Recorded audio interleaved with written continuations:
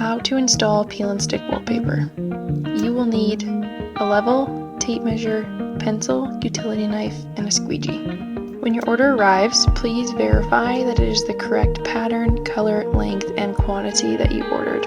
The night before you install your wallpaper, we recommend laying the sheets out on the floor to allow them to naturally flatten from their rolled up state. This will make the installation easier.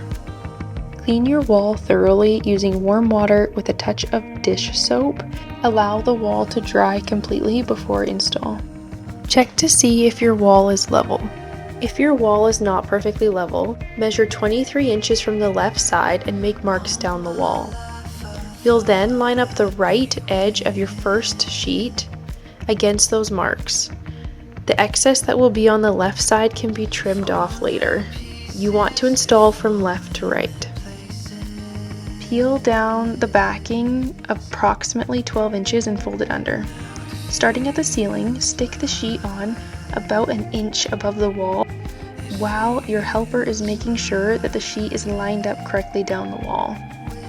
Once the top of the sheet is stuck to the wall with no wrinkles, reach under and begin to pull the backing paper down while using the squeegee to press the wallpaper to the wall. Do this in a figure 8 pattern. This will help force the trapped air to the edges of the sheet and eliminate bubbling. Continue this process to the bottom of the wall and use the squeegee to firmly press into the crease where the wall and the baseboard meets. Repeat with remaining sheets. Once finished, use a sharp utility knife to trim off any excess from the ceiling, baseboards, and walls.